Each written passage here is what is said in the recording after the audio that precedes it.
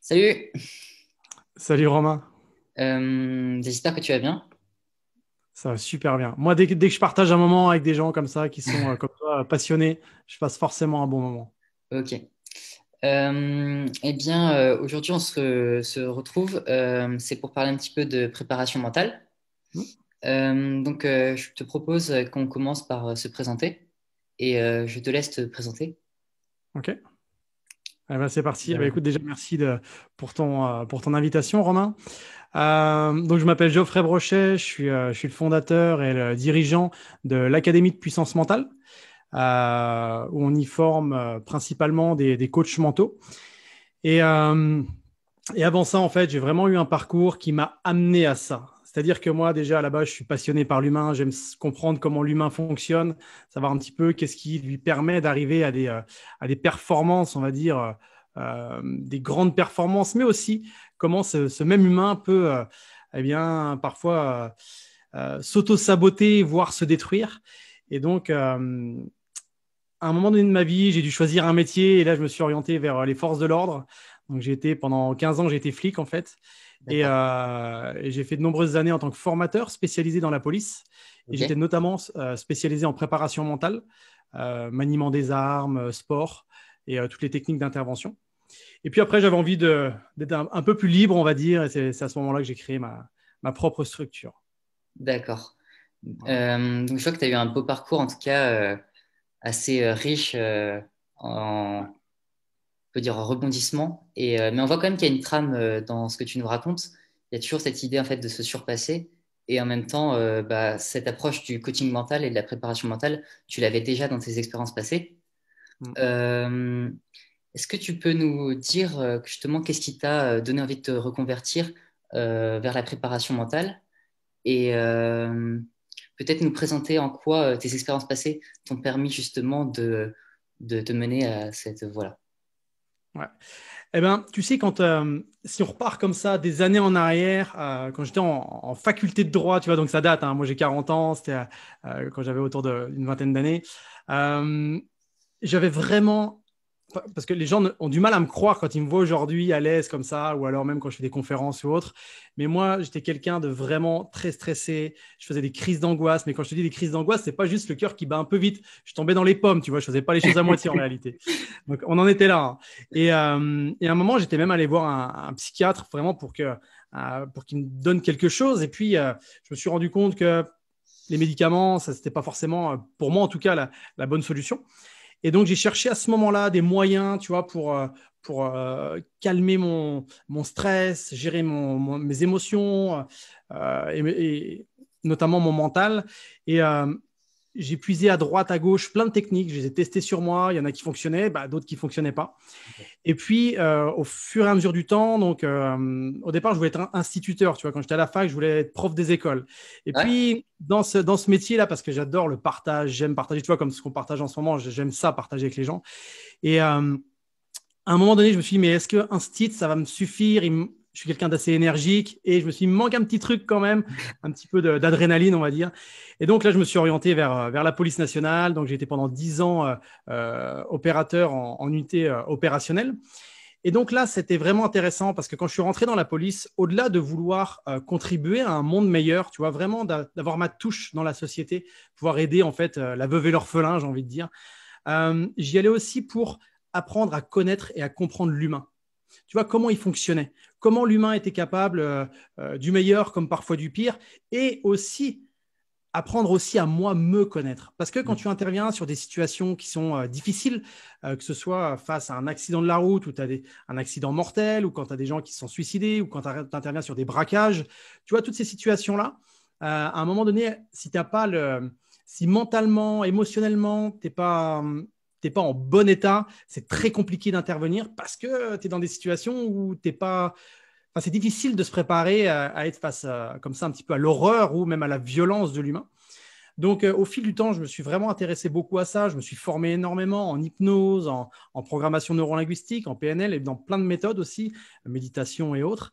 Et puis, à un moment donné dans mon parcours, j'ai eu la possibilité d'être formé en préparation mentale chez les militaires Et D'accord. là, eux, ils ont vraiment une approche très intéressante de la préparation mentale. Ils utilisent notamment les techniques d'optimisation du potentiel, les TOP. Et là, de fil en aiguille, donc j'ai été formé à la préparation mentale chez eux. Et après, j'ai été aussi formé comme formateur de formateurs, donc instructeur en préparation mentale. J'ai d'ailleurs été, pour la petite histoire, le premier instructeur au niveau de la police française à être formé chez les militaires. Waouh. Et puis après, tu vois, ça m'a tellement intéressé, passionné, mais il me manquait quelque chose en fait. Ok. Ce qui me manquait, c'était vraiment le côté libre. J'avais envie de créer des choses, j'avais envie d'impacter finalement plus de monde. Quand je dis impacter, c'est toucher le plus de monde possible et pas me cantonner juste. Alors, ça a été passionnant. Hein. J'ai eu la chance de partager des moments incroyables avec des gens du RAID, des services de la protection, des BRI, des commissariats locaux, des unités départementales, bref, un peu de partout. Toute la police, brigade des mineurs, enfin bref, police judiciaire, pas mal, tous les services en fait. Mais il me manquait quelque chose.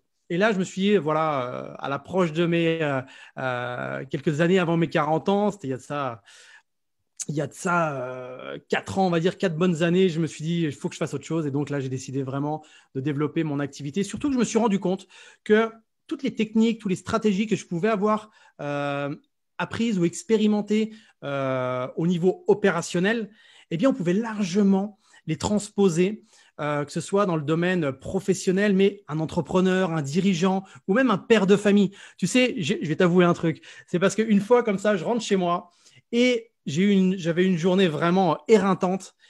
Et il y a mon gamin à cette époque-là, il avait 4-5 ans, un truc comme ça.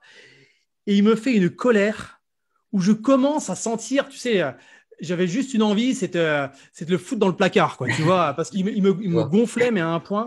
Euh, Tous les parents me comprendront quand je vais dire ça. Mais tu vois, je me suis dit, effectivement, on ne peut pas le faire. C'est pas possible. Même si tu le penses, il ne faut surtout pas le faire.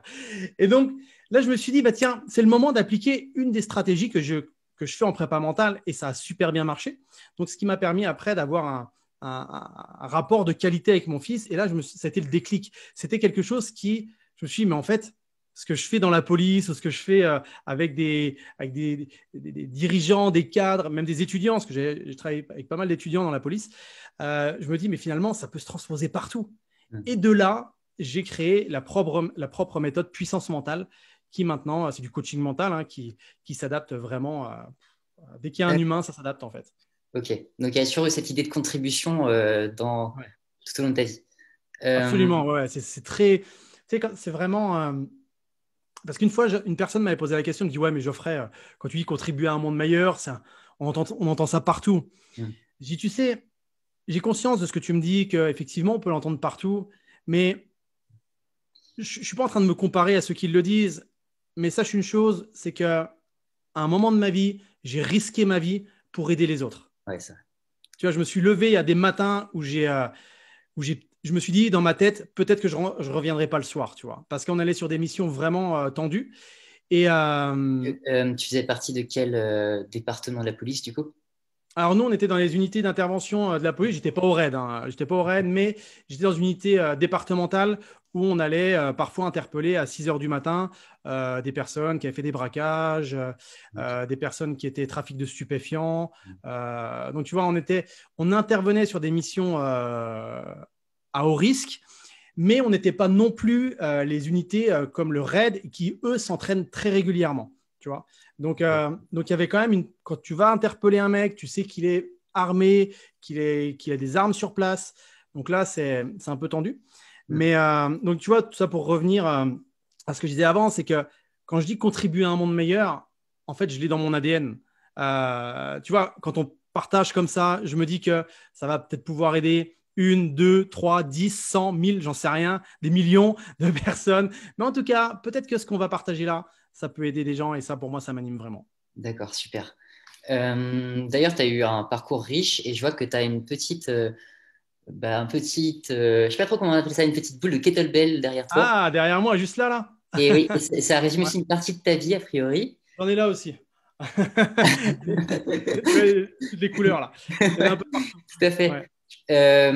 Et tu as un sacré parcours dans le sport également, ce que j'ignorais en fait jusqu'à récemment. Et j'étais très impressionné. En plus, c'est un sport qui est pas très connu en fait, mais qui va peut-être avoir sa place aux Jeux Olympiques bientôt d'ailleurs. Et est-ce que tu pourrais nous en parler un petit peu de ce sport et peut-être aussi de ton parcours à travers ce sport? Ouais, avec plaisir. Donc, en fait, le sport, c'est le kettlebell sport. C'est un sport qui est très connu dans les pays de l'Est. C'est un sport de force. D'ailleurs, si on voit peut-être pas très bien là, mais c'est écrit en cyrillique dessus, tu vois. Mais celle-là, elle pèse rien. Elle fait 500 grammes, hein. C'est une grosse tirelire, en fait. Celles qui sont un peu en dessous, là, il y en a une qui fait 28, 24 kilos, puis il y en a un peu plus, ça va jusqu'à 40 kilos, en fait. Et en fait, le but du jeu, c'est de soulever ce poids comme ça, un petit peu comme de l'haltérophilie, un maximum de fois pendant un temps donné. Donc, ça peut aller de 30 minutes, ça peut aller à 1 heure. Et j'ai un record mondial qui est à 2 heures où Ouais, j'avais soulevé ce poids de 16 kilos. Je l'avais soulevé 2388 fois. Tu ouais, vois, c'est donc, tu vois, si les gens qui nous écoutent regardent sur Google et ils mettent, ils soulèvent l'équivalent d'un 38 tonnes, puis qu'ils mettent Geoffrey Brochet, ils vont tomber sur un article du Parisien où il parle de ça, justement. Et en fait, ce sport-là, pour moi, ça a été, c'est pas une fin en soi. C'est-à-dire qu'il m'a surtout permis d'apprendre à dépasser mes peurs, mais dépasser aussi mes limites physiques, mes limites Mm. mentales. Tu sais, Mm. quand ton mental te dit, il faut que tu arrêtes, Ouais, lâche ça, tu vas te détruire, et que toi, une partie de toi dit, non, non, il faut que tu continues parce que tu t'es pas entraîné comme ça pour rien. Donc ça, c'était l'occasion, notamment, donc, record mondial, mais aussi plusieurs fois au championnat du monde. Donc, ça a été vraiment de grosses expériences qui ont pu nourrir justement ma compréhension de mm. l'humain, et puis, alors déjà, moi vis-à-vis de moi-même, mais aussi de ce que j'ai pu voir aussi chez les autres concurrents, tu vois, leur manière d'agir, de s'entraîner, de réagir aussi par rapport à leur performance avant la compète, pendant la compétition, après la compète, etc. Tout ça, c'est vraiment. Mais tu sais, on parle souvent du sport de haut niveau parce que c'est comme un laboratoire où les gens, vraiment, ils peuvent tester des techniques, des stratégies aussi Mm. mentales, physiques, techniques, etc. Mais tout comme d'ailleurs dans la police ou avec le RAID, tu vois, il y a beaucoup de nouvelles technologies Ouais. aussi qui sont utilisées Mm. un peu comme Thomas Pesquet, tu vois, qui teste des nouvelles choses un peu dans Ouais, l'espace. ouais. Tout ça, c'est des laboratoires en fait et qui permettent vraiment d'en apprendre beaucoup sur nous-mêmes. Et Mm. donc moi, ça m'a vraiment permis à comprendre que finalement, peu importe ton physique, parce que quand les gens me voient, ils hallucinent un peu. Moi, je fais C'est- bon, Mais ouais, justement, tu étais dans les poids plutôt légers et je ouais, suis surpris parce que c'est un sport qui est très. Beaucoup d'athlètes sont très peu corpulents, tu vois, ils ouais. sont assez maigres et enfin, ils portent des poids qui sont quand même assez lourds et de très nombreuses répétitions. Mm. Et je suis tombé sur une vidéo justement récemment où il y avait Stéphane Levergne, que tu Ouais, dois connaître. ouais, Dogman, Euh, ouais, ouais, c'était mon et entraîneur. justement, il était avec un instructeur de la Légion étrangère et il a Ah, appris. le major Gérald, c'est ça? Tout à fait. Ouais. Et qui est pourtant quand même, on va dire, un athlète de bon niveau. Mm. Et il a lui-même eu énormément de mal à développer vraiment le truc, parce que c'est un sport qui est très technique, ça Ouais. paraît pas, mais en fait, ça te demande vraiment de te concentrer, d'être bien concentré, d'avoir une bonne technicité. Et Mm. ça démontre que même avec une petite corpulence, tu peux porter des poids qui sont quand même conséquents. Mm. Et du coup, ça va beaucoup impressionner pour le coup. Ouais, absolument. C'est-à-dire que dans une performance, tu as le côté physique qui est indéniable, côté musculaire et tout ça, mais tu as le côté technique et tu as le côté mental. Par exemple, il y a des athlètes qui font moins de 60 kilos. Moi, je faisais 73, 74 kilos quand je concourais. Mais c'est vraiment une question de lever de poids. Après, il faut avoir aussi une force. Mais ce sport-là, il travaille beaucoup tout ce qui est tendineux. Tu vois, tous les tendons. Donc, tu ne vas pas prendre en volume, tu ne prends pas de volume, sauf si tu t'entraînes comme en musculation classique. Mais nous, c'est un petit peu comme des marathoniens. Tu vois, tu as les marathoniens en course à pied et qui sont tout fins, et tu as les sprinteurs qui ont des cuisses énormes, tu vois, qui sont bien musculeux. C'est un petit peu la même chose. Et donc voilà, c'est vraiment un sport très intéressant et qui m'a vraiment permis d'en apprendre beaucoup plus sur moi, et ça m'a voilà, Mhm. de tester des choses, et j'ai même testé pas mal de choses comme l'hypnose, tout ça sur ce sport, et c'était vraiment très intéressant, Donc, vraiment. j'imagine que tu as appris beaucoup effectivement de techniques type hypnose, visualisation également, et que la préparation mentale, tu l'avais commencé en amont avant même de quelque part te lancer personnellement en libéral, quoi. Ah Et, oui, euh, oui, et du coup, oui. Ouais. c'est ça, tu as appris ça à ce moment-là. Est-ce que tu peux peut-être nous parler de comment tu te préparais pour les compétitions? Hum. Voilà, ça pourrait nous intéresser. Bah, en fait, déjà, ce qui est important de comprendre, c'est qu'une compétition, il y a 3 gros moments dans la préparation d'une compétition. Je vais même dire 3,5 moments, tu vas comprendre. Il y a le avant, il y a le pendant et il y a le après. Et quand je dis virgule 5, c'est parce que quand je disais avant, pendant, après, il y a le juste avant aussi. Tu vois. Ok. Et donc tout ça, ça va vraiment te permettre de se préparer mentalement. Dans le avant, il y a toutes ces phases où tu te prépares au niveau de la technique et tout ça, mais il y a tous ces protocoles qui te permettent de faire tout ce qui est répétition mentale, travailler sur ta confiance en toi. En fait, la préparation mentale, le coaching mental, hein, parce que la préparation mentale, on prépare juste un athlète, alors que le coaching mental, tu as le côté coaching plus côté préparation mentale, c'est vraiment très complémentaire. C'est pour ça que moi, la méthode que j'ai développée, c'est du coaching mental. Ouais, tu avais une question? Non, bah, je te laisse parler. Ah oui, d'accord, ok. Je J'écoute. croyais que tu avais demandé un truc, pas de souci. En fait, donc vraiment dans le avant, tu prépares tout ça pour que la personne soit au top de lui-même, même à chaque entraînement. Tu vois, il y a vraiment. Ce qui est important, c'est de séquencer et à chaque fois d'être dans l'instant présent. Même quand tu vois, tu as le avant, pendant, après pour ta compétition, mais même dans le avant, tu as le avant, pendant, après sur chaque entraînement. D'accord. Tu vois, si on mettait un zoom, tu vois, et ce qui permet même de débriefer par rapport à ton entraînement, tu te dis, OK, mentalement, comment j'étais, comment je me suis senti, qu'est-ce que j'ai pu mettre en place, qu'est-ce qui a marché, qu'est-ce qui n'a pas marché. Et même après l'entraînement, vu que tu es en état un petit peu modifié de conscience, tu sais, tu es un petit peu dans cet état Ouais, bourré je vois. d'endorphine. Ouais, voilà, tu es bien. Eh bien, profitez aussi de ce moment-là pour faire plein de suggestions positives, tu vois, de dire à ton mental de te féliciter, de te congratuler, en fait. Et aussi de dire, ah bah la prochaine, plutôt que de dire, ah bah tiens, j'étais une grosse merde parce que j'ai fait ça, non, de se dire, tiens, je vais modifier ça pour que je sois encore meilleur la prochaine fois, tu vois. D'accord. Il y a vraiment le avant, le juste avant, c'est tout ce qui est conditionnement. Se conditionner avant le passage, avant l'événement en lui-même, un petit peu comme un boxeur pourrait se préparer avant de rentrer sur le ring. Il y a le pendant la compétition. Là, ce qui est important, c'est si la personne est en pleine maîtrise de lui-même ou pas. Et après, c'est tout ce qui est récupération, comment on récupère, comment on débriefe, comment on utilise finalement ce qu'on a pu faire pendant l'événement, parce que ce fameux après, ce sera toujours un avant quelque chose d'autre, tu vois. Je vois tout à fait. Et j'imagine que du coup, il y a beaucoup de programmation mentale également. Surtout quand tu répètes très nombreuses fois, bah, tu t'entraînes très régulièrement. Donc, en la compétition, tu es déjà préparé mentalement en fait, à la compétition. J'imagine que tu as des petits trucs pour te préparer juste avant. Tu as peut-être un Ouais, petit rituel, par exemple, avant de monter à une ouais. compétition. C'est-à-dire que ces rituels-là, moi, je les utilisais aussi en entraînement pour vraiment que ça soit une habitude. Dès que je me retrouvais devant une charge, tu vois, comme tu vois, hop, pardon, ici, là, Ouais, dès que j'étais devant, parce qu'en fait, une compétition de kettlebell sport, ça se passe comme, c'est très simple. Hein. Tu as tous les athlètes, c'est des lignes comme ça où tu as tous les athlètes qui passent et face à toi, tu as un juge il est souvent étranger quand tu je es vois. à l'international. Hmm. Mais donc, moi, mon rituel, c'était, par exemple, si je savais que je passais le lendemain, juste avant, je me répétais tout le temps les mouvements comme si je le faisais dans ma tête, tu vois. Parce D'accord. que ton mental, qu'il le fasse ou qu'il le fasse dans le vrai ou qu'il le fasse dans le virtuel, j'ai envie de dire, Hmm. c'est les mêmes zones du cerveau qui travaillent.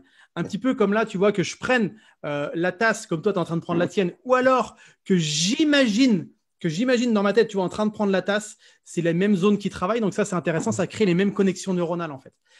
Et donc, avant les compétitions, je faisais ça. Et juste avant, je me conditionnais. Moi, je me mettais vraiment en mode Focus. machine, tu vois. Ah ouais, ouais, mais vraiment. D'ailleurs, il y a une vidéo où c'était au championnat du monde au Danemark qui se voit bien. Il suffit de mettre Geoffrey Brochet, championnat du monde Danemark, kettlebell.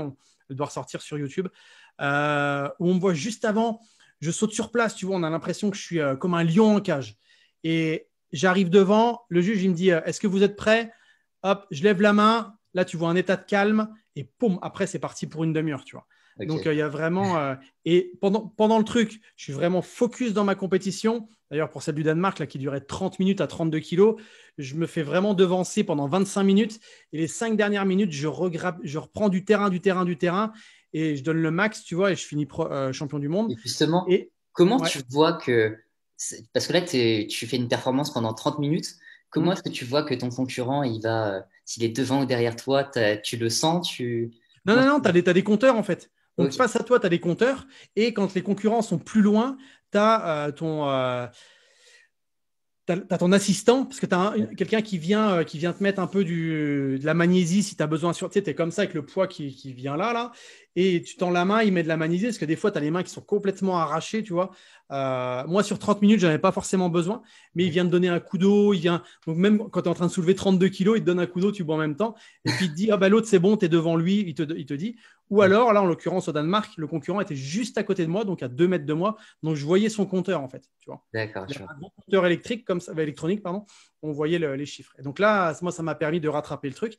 D'ailleurs, sur la vidéo, là où c'est intéressant, c'est qu'une fois que tout s'arrête, je pose le poids par terre et là, je vacille. Vraiment, c'est comme si j'avais déconnecté, tu vois. Donc Je vois. vraiment, Ok, c'est mais c'est un exceptionnel. sport qui est plus développé en France ou un peu partout en Europe, du coup? Alors, c'est un sport qui se développe maintenant à l'international. Tu as les États-Unis, Australie qui s'y mettent, la France évidemment, l'Espagne, Belgique aussi. Ça se développe de plus en plus. Il y a notamment le CrossFit qui a fait aussi Hmm. que ça se popularise parce qu'on voit beaucoup de kettlebell dans le CrossFit. Ouais, Sachant que ça, c'est un petit peu comme le CrossFit a aidé à l'haltérophilie de se développer. d'accord. Là, ça a vraiment aidé à ce sport de se développer, mais c'est un sport qui est vraiment très spécifique. Tu vois. Par exemple, pour la petite histoire, dans les Spetsnaz russes, Hmm. tu vois, en Russie, les tests d'entrée, ils doivent utiliser une kettlebell de 24 kilos, ils doivent faire, je sais plus, je crois que c'est 100 répétitions. Ça fait partie D'accord. des tests, en fait. Ok. Tu Waouh. vois. C'est vrai que ça travaille tout le corps, en fait, donc ça qui est bien. Ouais. Et même au Ça niveau fait des beaux athlètes. cardio. Quand tu disais le Major Gérald, là, qui pourtant est d'une condition physique, une bonne Ouais. condition physique, en Justement, fait, je crois qu'il y a ouais. un paradoxe, c'est que justement, en l'occurrence, là, le poids, plus t'es léger, plus c'est un avantage en kettlebell quelque part. Parce que ton poids, j'imagine que lorsque tu fais le levier, ça vient contrebalancer ton corps quelque part. Et donc, en fait, c'est un avantage d'être fin. Et pour le coup, non? Bah, ouais. Je dirais pas que c'est un avantage, c'est parce que quand tu mets une charge de 32 kilos sur un corps de 60 et sur un corps de 120 kilos, tu vois, ça reste quand même, tu as quand même la différence. Mais maintenant, si la personne a un cardio, parce que c'est très cardiaque en fait, enfin, ça arrive vraiment beaucoup le cardio, si la personne a un plus gros cardio, une meilleure technicité, il peut largement passer devant quelqu'un qui fait 120 kilos, tu vois. Ok. Mais par contre, ce qui est intéressant à voir, c'est quand tu mets un sportif, même si c'est un sportif de haut niveau, peu importe le domaine, tu le changes de son sport, eh ben, il y a un moment donné où il va avoir ce temps d'adaptation. Il va s'adapter beaucoup plus vite qu'une personne lambda, mais il aura quand même un temps d'adaptation qui sera nécessaire. D'accord. Ok. Ben, je vais parler d'un autre chapitre de ta vie, du coup. Tu as ensuite commencé par toi-même te lancer dans l'entrepreneuriat en libéral. Qu'est-ce qui t'a donné envie justement de passer de l'un à l'autre, de passer de cette vie justement de préparateur mental dans la police, de athlète de haut niveau à la préparation mentale? Et est-ce que tu peux également nous parler de l'académie que tu as ouvert, Académie Puissance Mentale? Et voilà, ça m'intéresserait. Eh bien, euh, j'avais une place très privilégiée au sein de la police. D'ailleurs, pour arriver à être formateur en maniement des armes, les sélections sont très difficiles. Euh, Même pour être préparateur mental, tout ça, à chaque fois, c'est des sélections, en fait, tu vois. Et beaucoup, j'étais même envié par beaucoup. Et quand j'ai pris du recul par rapport à moi-même, je sentais qu'il me manquait quelque chose, tu vois. Hmm. Et j'avais ce besoin de découvrir un autre monde, enfin, au-delà de découvrir, de, de vraiment d'avoir nos limites Ouais, dans mon développement. Et d'accord. finalement, parce que dans la police, que je réussisse ou non quelque chose, enfin, une intervention, pas une intervention de police, mais quand Hmm. j'étais formateur, que ma formation soit bonne ou mauvaise, Ouais, bien sûr. je gardais mon job, j'étais payé de la même manière. En gros, j'avais un salaire garanti à vie, tu vois. Ouais. Et j'aurais pu ne pas me remettre en question. Mais moi, j'ai vraiment une mentalité de compétiteur où j'ai besoin de me lancer des challenges, j'ai besoin de repartir des fois à zéro et d'entreprendre des nouveaux sentiers, tu vois. Et donc là, je me suis dit, voilà, comment je peux faire pour eh bien, développer quelque chose à ma façon, qui est ma propre touche, et utiliser aussi tout ce que j'ai pu emmagasiner comme bagage passé, sachant que on a parlé du sport, on a parlé de la police, mais pendant des années aussi, j'ai accompagné dans le privé. J'avais monté une association où j'étais complètement bénévole, tu vois, parce que quand tu es policier, tu n'as pas le droit de te faire payer en à côté. Mais j'ai accompagné plein de personnes en thérapie, en coaching, tout ça. Donc, ça m'a vraiment permis d'augmenter mon bagage, mon expérience, en fait. Et ce que j'aime beaucoup, moi, dans l'entrepreneuriat, c'est que si tu réussis, c'est grâce à toi. Si tu échoues, c'est grâce à toi aussi. Ouais. Donc, et tu as envie de faire de l'argent, eh ben, travaille plus. Tu as envie de créer une nouvelle formation, bah, fais-le. Tu as envie de commander un truc, bah, commande-le. Tu vois, tu as envie de faire une nouvelle formation, bah, fais-le. En gros, tu as cette liberté qui est vraiment, pour moi, très appréciable. Ne plus avoir à demander à quelqu'un si je peux prendre des congés. Tu vois, là, tu m'as dit, Geoffrey, est-ce que tu es dispo à cette heure-là, tel jour? Et j'ai demandé à personne, en fait. Je me suis dit, oh, Romain, ça a l'air d'être un mec cool. J'ai dit, allez, feu, on y va. Tu vois, mais je me suis pas dit, faut que je demande à telle personne, est-ce que je suis libre, est-ce que je suis disponible. Donc ça, pour moi, c'est quelque chose qui est très appréciable. Après, quand on dit de la liberté de l'entrepreneuriat, faut pas non plus se mentir. Et pour développer une académie comme j'ai en ce moment, où je suis dirigé en ce moment, où je suis dirigeant en ce moment, qui a une grosse visibilité au niveau international, enfin national et international, il suffit pas de travailler 2 heures par semaine. Ouais, c'est sûr. Ça fait des années où je travaille 7 jours sur 7. Mais quand je te dis 7 jours sur 7, c'est pas 8 heures par jour.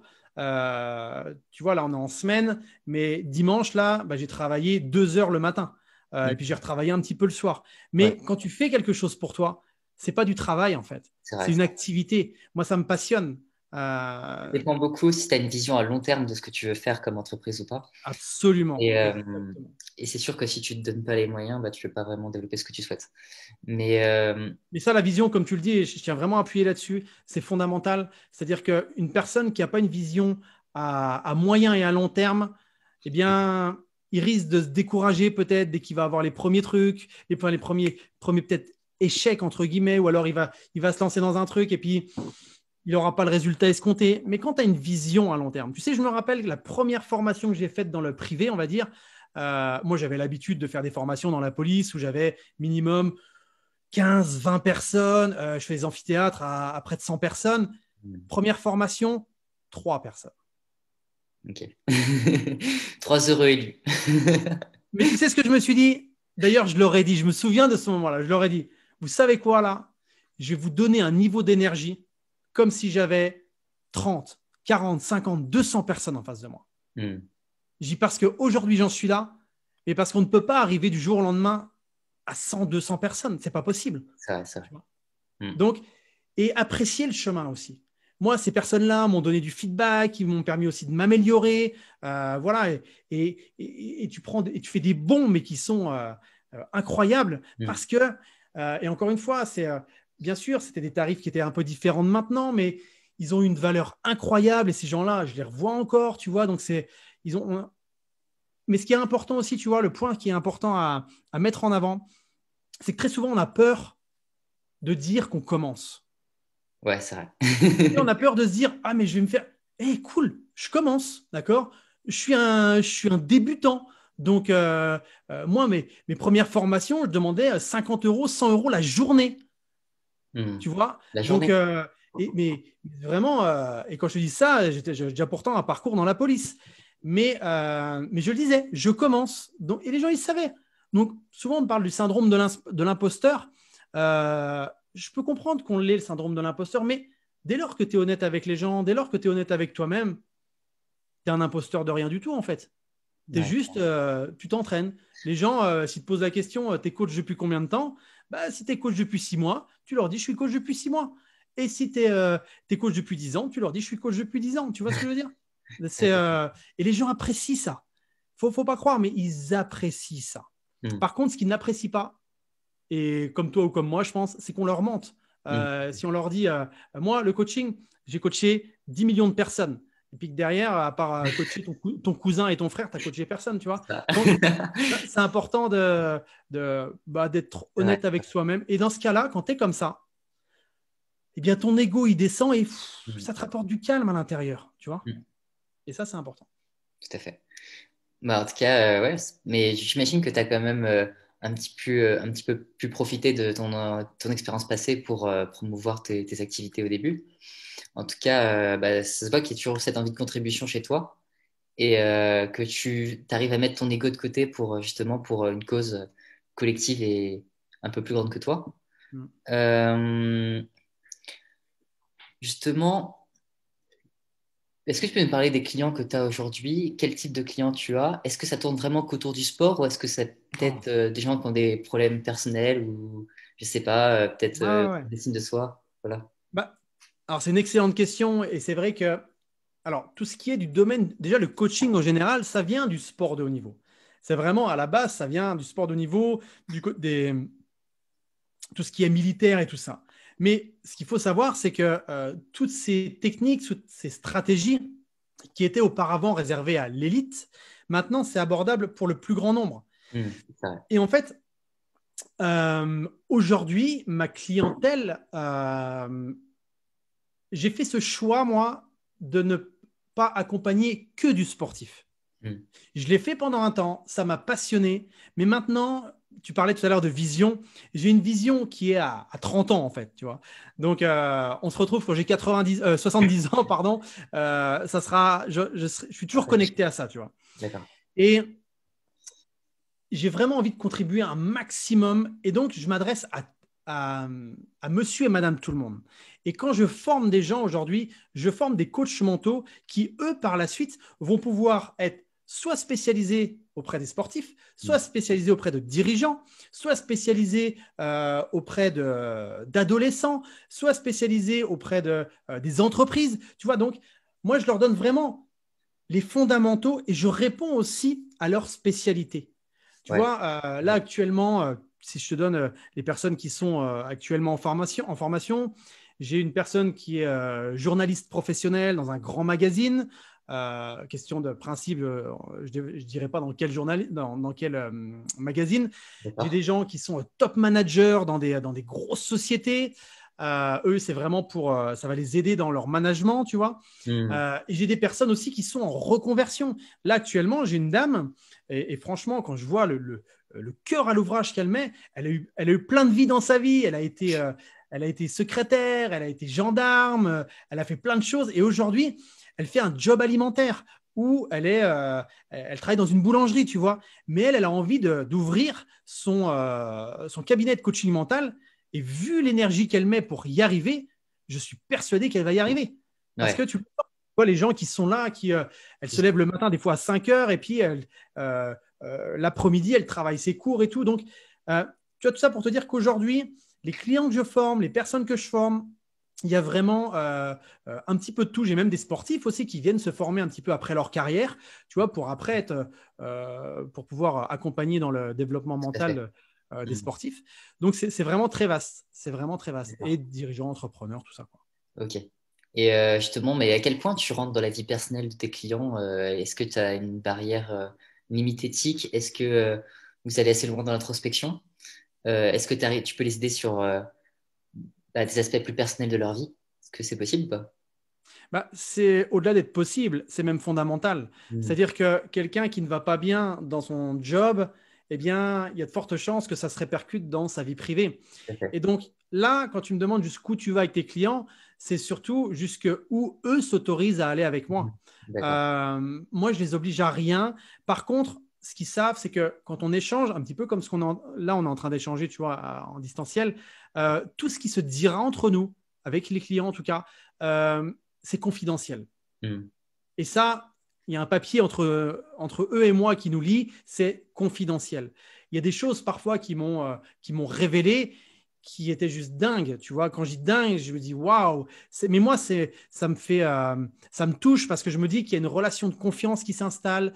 Et là, on va vraiment travailler sur des choses vraiment intéressantes, sachant que le coaching mental, ce n'est pas de la thérapie. Mm. Par exemple, une personne qui a subi des attouchements dans sa jeunesse, une personne qui a été violentée par ses parents ou autre, ça, c'est pas de mon domaine. Ça, Mm. c'est du domaine de la psychologie. Tu Mm. vois. Tu as eu Par beaucoup de contre, clients qui ont eu des passés lourds et que tu as dû rediriger. Euh, oui, oui, ça m'est arrivé d'avoir des gens justement qui, en ayant des gros traumas, euh, et moi je le vois tout de suite. Je leur dis, tu vois là, par rapport à ça, moi là, sur ce domaine-là, c'est pas mon domaine de compétence. Tu d'accord. vois. Je dis maintenant, je vais pas te lâcher. C'est-à-dire qu'en parallèle, ce que je t'invite à faire, c'est de faire quelques séances avec une psy. Nous, on a des psys référents au sein de l'académie. Et la personne, elle dit OK ou pas OK, tu vois, il y a zéro obligation, évidemment, mais il y a un suivi en parallèle. Donc c'est vraiment très intéressant et c'est très complémentaire. Et, et justement, quand je forme des coachs mentaux, sur ça, je travaille beaucoup en leur disant de bien connaître ses limites. Tu Mm. vois, Mm. un petit peu comme quand tu as une voiture, il y a certaines voitures qui peuvent rouler sur certaines routes, il y a certaines voitures qui peuvent aller sur des circuits, il y a certaines routes qui sont. Voilà, tu vas pas aller avec une Ferrari, tu vas pas aller sur un terrain de cross, par exemple. Ouais. Tu vois, tu vois, c'est pas adapté.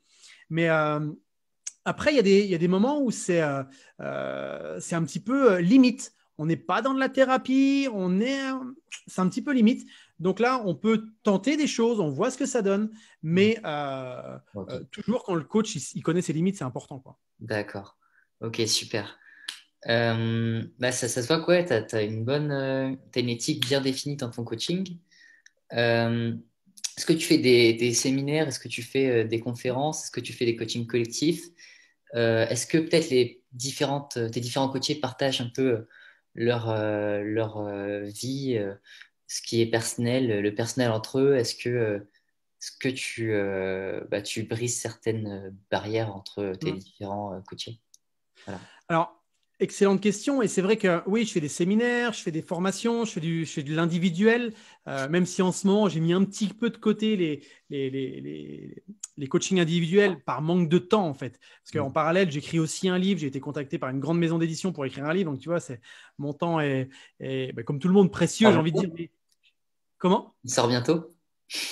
Eh bien, écoute, là, je suis en pleine écriture, mais le temps éditorial, c'est pas le temps Ouais. normal, en fait. C'est-à-dire que même quand il sera terminé d'écrire, le temps qu'il sorte, je Mm. pense d'ici un an et demi, il sera Ah oui, sorti. ok. Ah oui, c'est très long, hein. C'est pas de l'auto-édition, donc c'est long. Mais donc, quand on fait du coaching individuel comme ça, les barrières, elles peuvent facilement se lever. En coaching de groupe, tu sais, quand je forme des futurs coachs, tout ce que je propose, ils le testent sur eux-mêmes. Tu vois, donc Je il y vois. a un coaching dans la formation. C'est au-delà d'une formation, c'est un accompagnement aussi. Mm. Et quand on est comme ça sur des sessions, c'est des petits groupes. On n'est pas plus de 20 personnes. Tu vois, on est entre 15 et 20 personnes, grand maximum. Et tout le monde se connaît. Et c'est une formation qui dure environ 6 mois. Mm. Et les gens se dévoilent au fur et à mesure. Mais parce qu'ils savent que derrière ça, il y a énormément de bienveillance. Moi, je sélectionne les gens qui viennent au sein de l'académie. Je ne prends pas n'importe qui. Mais quand je dis je ne prends pas n'importe qui, ce n'est pas prétentieux de dire ça. C'est que je dis oui à certaines personnes et je dis non à d'autres personnes. Ouais. Et Mais ça, tu as raison, c'est obligatoire. Parce qu'après, tout le ouais, monde va un petit peu avoir d'impact les uns sur les autres. Donc, absolument. autant avoir un super environnement de travail, si on pourrait dire ça.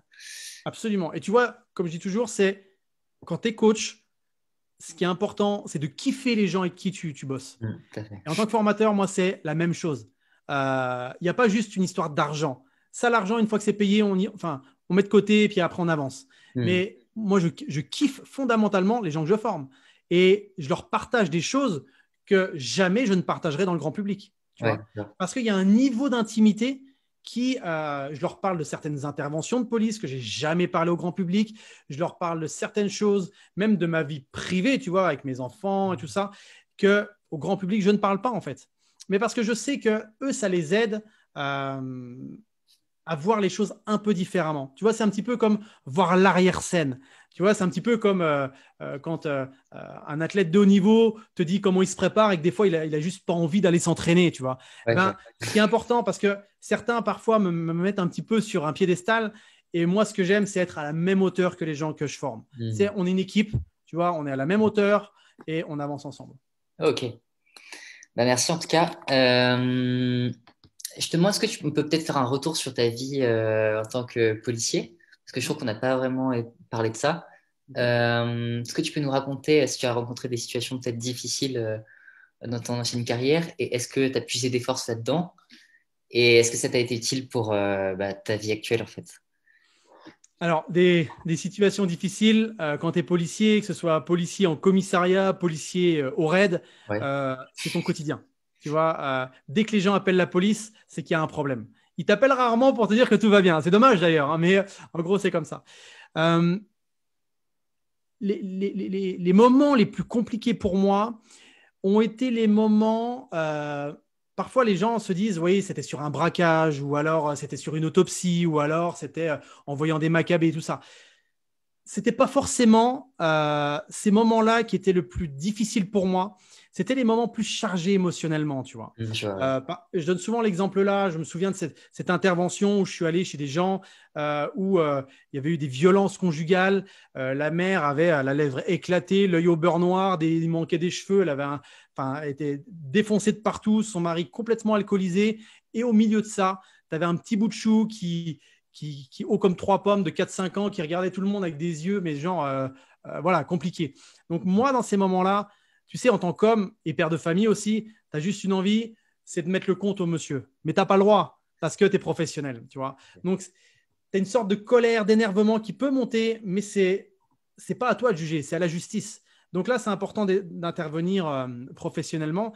Mais encore une fois, c'est pas évident parce que plus tu es fatigué, tu sais, quand tu enchaînes les interventions, tu es fatigué émotionnellement, mentalement. Puis tu es un homme, hein, tu n'es pas une machine. Donc il y a des choses qui te marquent plus que d'autres.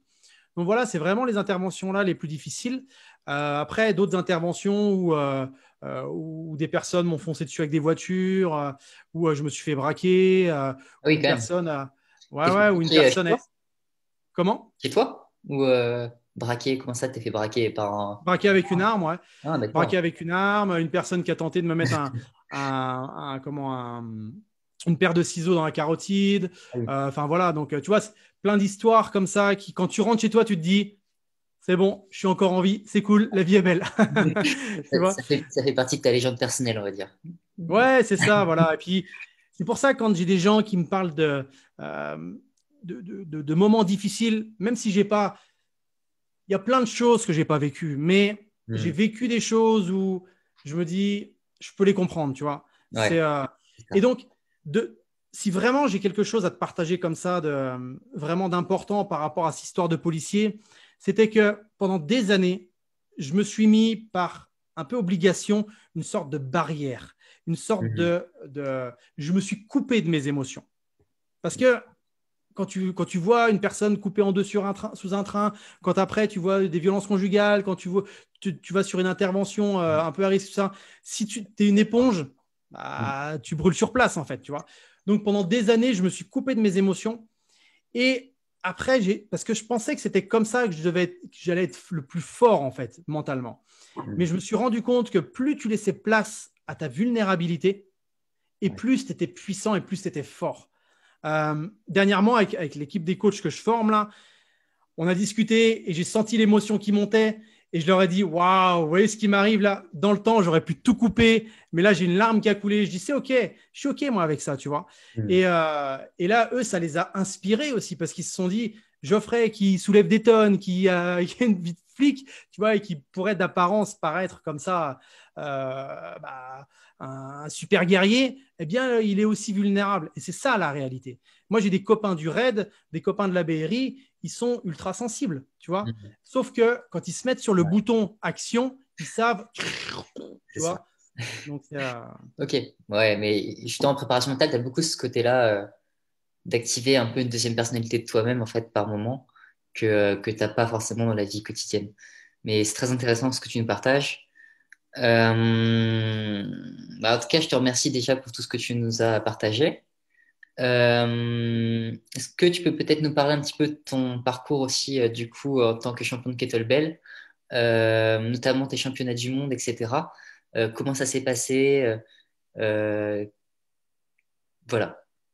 Et, par exemple. euh, tu vois, par exemple, ce qui est intéressant, si j'avais comme ça une petite histoire à ressortir du monde des compétitions, je me suis entraîné pendant des jours, des années, tu vois, pour monter en niveau, en fait. Et puis, avant mon dernier championnat du monde, qui était en 2017, 2 mois avant, j'avais juste pas envie d'y aller. Mm. J'avais plus la motivation. Parce que je m'entraînais parce que je devais m'entraîner. Ouais. J'avais des programmes établis. À un moment donné, j'avais Stéphane d'Auvergne, dont tu me parlais, a Mm. été mon entraîneur, mais j'ai aussi eu des entraîneurs étrangers qui m'ont fait des programmes d'entraînement. D'accord. Et à un moment donné, j'étais plus dans le devoir que dans le Ouais. vouloir. Tu Ouais. vois, et avant, tu sais, il y a les fameuses 3 étapes. C'est je veux, je peux, je dois. Ouais. Et là, j'étais que dans le je dois faire. Et ça m'a gonflé. Donc, même à 2 mois avant d'aller en Italie, là, à Milan, en 2017, je me suis dit, j'irai pas, ça me saoule. Et en fait, j'ai recherché comment je pouvais trouver de la motivation. Mm. Et je me suis dit que justement, ça pouvait. En fait, tu es un peu un aventurier, en fait. C'est-à-dire que tu exploites à fond quelque chose, une fois que tu as, Ah oui, mais c'est ça. testé tes limites, tu as envie de commencer une nouvelle activité et te donner à fond, quoi. Oui, c'est ça. C'est ça. Mais justement, là, j'avais le sentiment d'être allé au bout, tu vois. Mais je me suis dit, allez, ça va être mes derniers championnats du monde. Mais pour que je les vive vraiment à fond, il faut qu'il y ait une certaine vision, tu vois. Mm. J'avais perdu cette vision, même à court terme, j'avais perdu, en fait, c'est ça. Et donc là, je me suis dit, voilà, le fait d'y aller, ça va pouvoir inspirer mes gosses, ça va pouvoir inspirer aussi les gens que j'entraînais, parce que j'entraînais des gens dans un petit club local, là, en sport. Et je dis, voilà, et ils me soutenaient, en fait, tu vois. Donc, si je le fais pour moi, mais aussi pour eux, pour leur montrer que c'est pas tous les jours facile de s'entraîner, mais que quand on veut, eh bien, on a la capacité d'y arriver, tu vois. Donc, et j'aime bien ta métaphore comme ça de l'aventurier, parce que c'est vraiment ça. Tu sais, quand tu vois un mec comme Mike Horn, il n'est Euh, pas ouais. tu vois l'aventurier qui a traversé le pôle Nord et tout ça, il n'est pas meilleur que les autres à la base. Mais la différence, c'est que de chaque situation, de chaque entraînement, il en a fait une expérience et il a grandi, il a grandi. Donc, il a augmenté ces situations où il était capable de s'adapter. Et Et puis, c'est ça, en fait, qui est important. c'est ça. Puis c'est fascinant aussi, quelqu'un qui se lance à l'aventure dans différents trucs. Ça donne vraiment envie de suivre la personne. Et bah, c'est super intéressant, en tout cas. Exactement. Mais du coup, je tu as parlé de ce côté, tu étais un peu épuisé de ton expérience dans le kettlebell. Comment tu as fait du coup pour retrouver l'énergie de te donner à fond dans ce sport? Et quel est ton moteur dans le fond pour te donner à fond dans cette activité? Bah, pour savoir ce qui te motive, enfin, pour remotiver quelqu'un, ce qui est important, c'est que l'objectif final l'anime profondément. Et pour qu'un Mm. objectif final anime profondément, il faut juste que ça réponde à ses valeurs, tout simplement. Mm. Donc là, moi, c'était le partage, le fait d'inspirer mes gamins, comme je te disais, ou les gens qui étaient dans le club, ou même mes amis, tout ça, mais aussi le fait de me dépasser.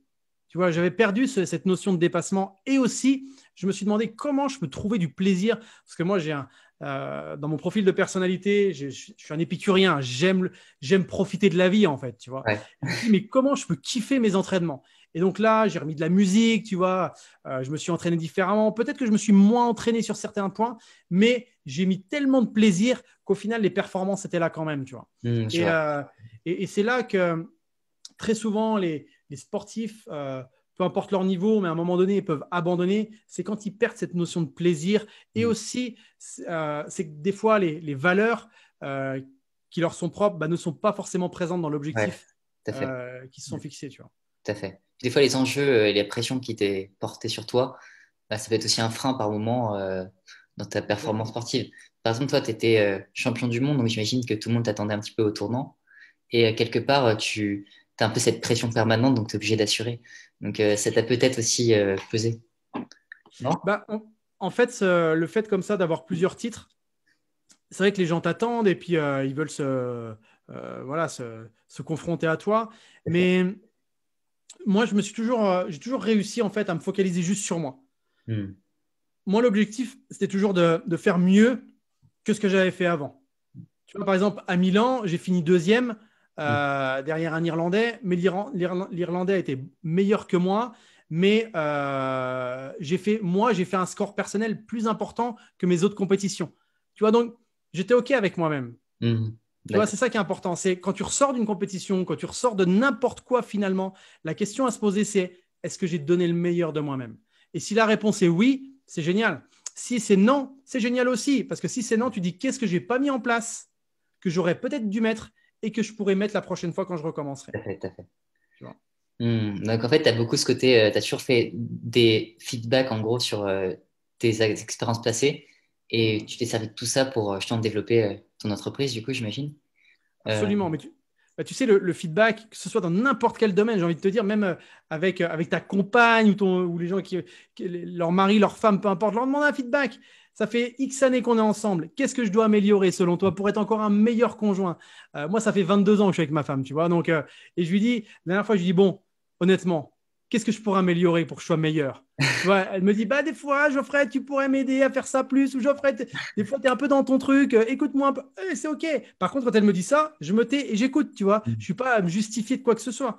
Et mm, donc, voilà. Et l'entreprise, c'est pareil. Tu vois, là, je suis sur un cursus de formation où il y a un certain nombre de personnes qui sont en formation. Je leur ai demandé un feedback régulier. Je leur demande un feedback régulier. Sur 6 mois, ils ont un questionnaire tous les mois. Répond qui veut, hein, mais tous les mois, ils me disent voilà, qu'est-ce qui leur plaît, qu'est-ce que je peux améliorer, etc., etc. Il n'y a que comme mm. ça, selon moi, qu'on peut vraiment progresser dans tout, hein. Le feedback, D'accord. c'est le Ok. truc. Mais du coup, j'imagine que ta femme, par exemple, est-ce qu'elle participe à ton entreprise, à tes coachings? Est-ce qu'elle fait partie un peu intégrante de l'environnement que tu as développé? Oui, parce que là, elle est elle a intégré le cursus de la dernière formation là. Ah, Donc, ok. elle est en train d'être formée comme coach mental et elle m'aide beaucoup aussi en à côté pour tout ce qui est de la gestion D'accord. côté humain, c'est-à-dire que c'est un petit peu l'intermédiaire quand les gens sont intéressés par la formation, ils ont déjà affaire à Betty qui gère leur dossier, tout ça, et après ils viennent me voir. Tu vois. Donc, c'est vraiment finalement, tu sais que ce soit au sein des groupes que je forme ou même entre l'académie et les groupes, il y a vraiment un esprit de famille. Et Mm. les gens sont à l'aise parce que nous, on est cool en réalité. Tu vois, il n'y a pas de. Tout le monde est à l'aise et c'est vraiment une bonne. Les enfants aussi doivent en profiter, du coup, d'être assez épanouis Ah ouais. de voir tout ça. C'est cool Bah, pour eux. les gamins, tu vois, le grand a passé. Pourtant, moi, je suis pas un grand fan de football, mais il avait passé des sélections il n'y a pas très longtemps. Il excelle pas dans le foot, hein, le grand, mais il n'a pas été pris à ses sélections. Mais par contre, l'entraîneur, il a dit il a un mental vraiment différent des autres. Je dis c'est bon, c'est que papa a fait son job. Tu vois. C'est ce que, je sais pas, bah, tu vois, Kobe Bryant, il avait une phrase par Mhm. rapport à ça, justement, et il a dit, lors de son départ, il avait dit, euh, si vous vous donnez à fond, vous n'atteindrez pas forcément vos rêves, vous ne réaliserez pas forcément vos rêves, mais vous découvrirez un chemin encore plus beau. Et si j'ai réussi à faire comprendre ça à mes enfants, c'est que quelque part, j'ai réussi ma vie. Et ce côté discipline, vraiment se donner à fond dans ce qu'on aime, et que j'espère que tu peux leur transmettre ça peut-être. Ah bah, et puis, tu sais, on parlait, mais c'est exactement ça. Tu sais, on parlait du feedback, mais être père de famille, quand mes gamins sont nés, j'ai pas eu de mode d'emploi, hein. Je suis comme tout le monde, hein. J'ai fait ce que je pouvais, j'ai fait comme je pensais être bien. Et même à mes gamins, je leur dis, bon, papa, comment il peut s'améliorer? Dites-moi des fois, qu'est-ce que je peux améliorer? Alors quand ils me disent, non, non, mais t'es un super papa, je dis, bon, imagine si j'avais même un tout petit truc à améliorer, ce serait quoi? Et Hmm. dernièrement, il y a un de mes gamins qui me dit, bah papa, si tu pouvais plus jouer avec nous. Tu vois, et je leur ai pas dit, ouais, mais tu sais, papa, il a un travail très prenant. Je dis, ouais, c'est OK. Eh bien, on est allé faire du trampoline ensemble, on est allé courir ensemble, on a fait du vélo en forêt ensemble, tu vois. Hmm. Et ils étaient super heureux, et forcément, moi avec, tu vois. Mais ils avaient mis le point sur quelque chose qu'on pouvait améliorer. Et honnêtement, ça m'a pas pris 3 ans, ça m'a Hmm. pris du temps, mais ce temps, il était tellement de qualité que tout le monde était gagnant, en fait, tu vois. Ok, et je vois, je vois. Mais en même temps, est-ce que tu crois beaucoup au fait qu'on s'attire une femme et des enfants qui sont en opposition avec nous-mêmes? Et est-ce que ça t'aide dans ton développement personnel? Est-ce que ta famille te contribue à la personne que tu es devenue? Oui, complètement. Bah, tu sais, moi, ma femme m'a toujours soutenu dans tout ce que je faisais, que ce soit que ce soit dans le sport, que ce soit même quand j'ai passé des sélections dans la police. Je suis parti en formation pendant des mois et des mois. Elle m'a toujours soutenu. Il fallait qu'elle s'occupe du quotidien, qu'elle gère le quotidien, tu vois. Donc, c'est pas évident. Avec des Mhm. enfants en bas âge et tout ça, elle aussi, elle elle était professeure des écoles, donc tu vois, elle avait aussi un job. D'accord. Après, l'histoire que est-ce que c'est les opposés qui s'attirent? Est-ce que on est très complémentaires mais le plus important, je mettais un post justement sur les réseaux ce week-end par rapport à ça. Selon moi, ce qui est important, mais que ce soit avec une équipe ou que ce soit en famille, parce qu'au final, un couple, c'est une équipe, hein, ou même avec tes enfants, ce qui est important, c'est qu'il n'y ait pas de concurrence entre les gens. Tu vois, vraiment, et c'est pas qui a fait plus de choses, qui a fait moins de choses, j'ai mis la table, tu as Mais fait en la fait, vaisselle. C'est de la ah, comparaison, tu vois, et ça, c'est mal. Enfin, c'est aussi une entreprise, en fait, la famille. mais absolument, mais bien sûr. Mais tu sais pourquoi? Parce que tout simplement, une famille, ça fonctionne comme une entreprise dans le sens où il faut des valeurs communes avec un objectif commun. Tout à fait. Tu vois? Et Mais après, derrière, il y a tout l'aspect financier qui est aussi à gérer. Donc, tu as aussi cette vision, justement, de ce que tu te vois faire à long terme. bien Ce sûr. que... Et d'ailleurs, est-ce que tu as des objectifs, peut-être des rêves à accomplir devant toi dans ces prochaines années? Est-ce qu'on a 3 heures devant nous là? Comme tu veux. Je plaisante, mais oui. Ouais, ouais, j'ai plein de. Tu sais, j'ai une vision qui est tellement dingue qui a. Dernièrement, je partageais avec les personnes que j'accompagne là ma vision à. Je ne sais pas si on peut dire court ou moyen terme, mais d'ici 1 an et demi. Moi, j'ai l'ambition déjà l'année prochaine de faire une fois par an, de réunir tous les coachs qui ont été formés au sein de l'académie et D'accord. vraiment faire une sorte de family day, tu vois, vraiment le moment où tout le monde se rassemble et là, faire intervenir des gens, je parlais de Mike Horn, tu vois, l'aventurier, mais faire Mhm. intervenir des gens comme ça pour que tout le monde en profite. Et moi, l'objectif, c'est vraiment de créer une communauté, et c'est le cas en ce moment, hein. Elle prend vraiment de l'ampleur, et c'est juste dingue. Et derrière ça, déjà, ce qui se passe là, c'est que chaque personne diffuse à son niveau un truc incroyable. Donc moi, mon grand rêve, c'est que d'ici 5 ans, tu vois, faire des conférences avec les gens que j'ai formés, mais devant des centaines de personnes, quoi. Mhm. Mais encore une fois, c'est pas une question d'ego quand je te dis ça. C'est-à-dire que les gens que j'aurais formés, et s'il y a des centaines de personnes, ça veut dire que derrière ça, ces gens-là, eux, vont impacter le monde, tu vois. Donc, Tout à fait. il y a toute cette notion de on est tous ensemble. Ouais, Et à ce qui paraît, à 7 personnes près, on est tous interreliés sur Terre. relié, ouais, ouais, Donc, exactement. ça montre à quel point on peut avoir un impact énorme, en fait. Et, Absolument, ouais. mais du coup, tu as déjà peut-être fait des séminaires à l'étranger avec ta communauté. Est-ce que je sais pas. Alors, actuellement, j'ai des personnes de l'étranger qui viennent se former chez moi, hein, D'accord. différents pays. Mais pour l'instant, je n'ai pas fait de formation à l'étranger, pas encore. Ok. Je sais que j'ai beaucoup de Canadiens qui me suivent, beaucoup de Canadiens. Et dans un futur proche, je pense même aller faire des formations au Canada. Ok. Donc C'est la même voilà, c'est mentalité vraiment. là-bas. Puis il y a une mentalité Comment? quand même très. Enfin, je pense qu'on dit souvent, on critique souvent la mentalité française, mais je pense qu'elle est de plus en plus acceptable quelque part parce que les gens sont de plus en plus ouverts. Ça change quand même. Mais c'est vrai que c'est pas du tout la même dynamique aux États-Unis, au Canada, etc. Donc ça peut vraiment t'apporter quelque chose de partir là-bas et découvrir autre chose, quoi. J'aime beaucoup l'esprit canadien. C'est un mélange entre les États-Unis et la France. Tu vois, c'est Mm. un peu les cousins français. Et, je travaille beaucoup avec déjà des personnes du Canada.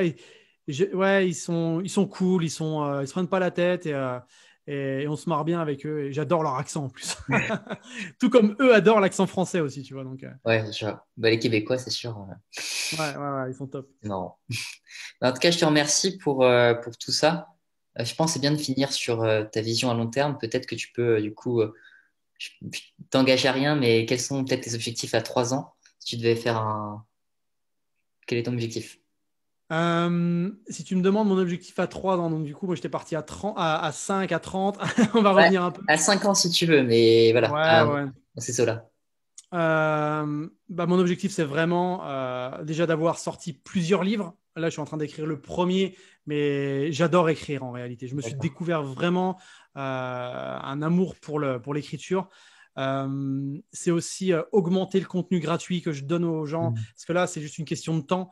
J'ai des podcasts, j'ai plein de sujets qui sont prêts, mais qui demandent juste à être enregistrés. Et puis, c'est aussi d'ouvrir des succursales de l'Académie de puissance mentale dans d'autres pays D'accord. et d'avoir des référents comme ça et vraiment d'augmenter, en fait, de monter en puissance Mm. l'Académie de puissance mentale, tu vois. Et, Ok. Bah, super, en tout cas, merci pour ce que tu nous as partagé aujourd'hui. Bah, Et avec plaisir. si tu le souhaites, on peut mettre fin à l'interview dès à Ouais, présent. Ok. Mais en tout cas, je te remercie. C'était sympa d'avoir pris ton temps de m'expliquer tout ça sur ton parcours professionnel et personnel. Je pense qu'effectivement, tu as de belles perspectives devant toi dans les mois et années à venir. Et je te souhaite en tout cas une très bonne soirée. écoute, merci beaucoup Romain, merci pour ton invitation. Et puis, eh bien, si les gens ont des questions aussi, bah, qu'ils n'hésitent pas à D'accord. me contacter. Moi, je suis très accessible. Ok. Et Euh, on peut te contacter où du coup? Bah, sur les réseaux sociaux, soit sur Instagram, Ma Puissance Mentale. Facebook, pareil, c'est la page Ma Puissance Mentale. Sinon, www.mapuissancementale.com. Sur D'accord. YouTube aussi. Ok, super. Voilà, avec grand plaisir. Bah, écoute, merci en tout cas à toi.